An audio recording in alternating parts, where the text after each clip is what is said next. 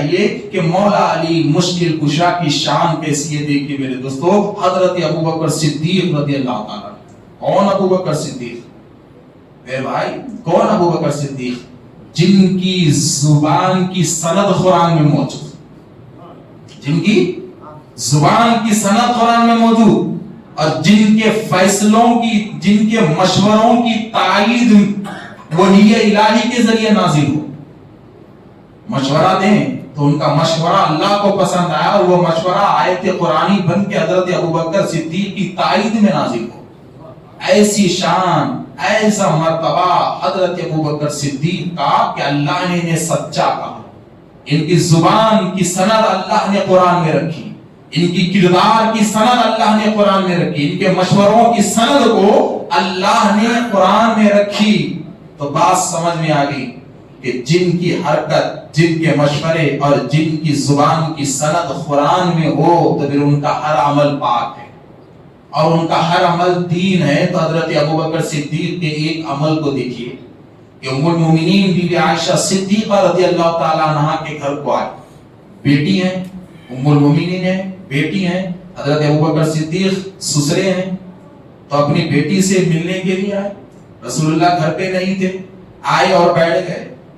تو ام المومنین بی بی عائشہ صدیقہ رضی اللہ تعالیٰ عنہ نے کہا کہ ابا جان رسول اللہ تو نہیں ہے, تو باپ بیٹی سے ملنے آیا, بیٹھے گا تو صحیح. تو دونوں باتیں کر رہے ہیں تو دوران گفتگو مولا علی تشریف لائے. اب جیسا ہی مولا علی تشریف لائے, ام المومنین بی بی عائشہ پردے میں گئی, اور وہ دور کے چلمن تھے, پردے آڑا تھے, پردے میں گئی, مگر نظر تو آتا تھا کون ٹھہرا ہوا ہے, پردے میں گئی. اب پردے میں جانے کے بعد مولا علی آ کر بیٹھ گئے. پوچھا رسول اللہ صلی اللہ علیہ وسلم کہاں ہیں؟ حضرت ابوبکر صدیق نے جواب دیا میں بھی انتظار میں ہوں. مولا علی بیٹھ گئے. اب یہ دونوں تو ایک دوسرے سے انجان نہیں ہے نا بھائی, بچپن سے دیکھ رہے, ایک دوسرے سے تو دونوں انجان نہیں ہے, مگر مولا علی خاموش ہیں, انتظار میں رسول اللہ کے ہیں, اور حضرت ابوبکر کو بھی انتظار رسول اللہ کا ہے. مگر حضرت ابوبکر صدیق چہرے علی کو تکتے جاتے, ایسا گھورتے ہیں جیسے کہ پہلی مرتبہ علی کو دیکھ رہے, گھورتے گئے گھورتے گئے گھورتے گئے. تھوڑی دیر مولا علی بیٹھے, نکل گئے. اما بی بی عائشہ صدیقہ رضی اللہ تعالیٰ عنہا بھی آئیں باہر پردے کے اپنے والد سے ملنے.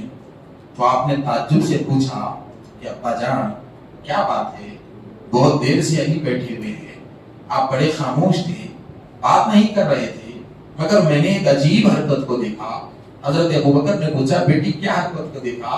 تو آپ علی کو بہت گھور رہے تھے, پلک بھی نہیں جھپک رہے تھے, بہت گھور رہے تھے, بہت غور سے دیکھ رہے تھے, کیا بات ہے؟ حضرت ابوبکر نے کہا کہ بیٹی جب علی میرے سامنے آ گئے تو رسول اللہ کی حدیث یاد آ گئی. پوچھا وہ کون سی حدیث؟ تو حضرت ابوبکر نے کہا کہ بیٹی کیا تم نہیں جانتی کہ ایک دن ہمارے نبی نے کہا تھا کہ علی کے چہرے کو دیکھنا بھی عبادت ہے, علی کے چہرے کو دیکھنا بھی عبادت ہے.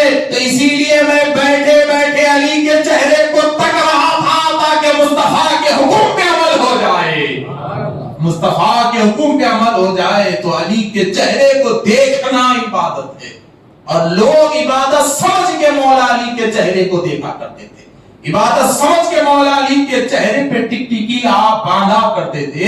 تو علی کے چہرے کو دیکھنا بھی عبادت ہے.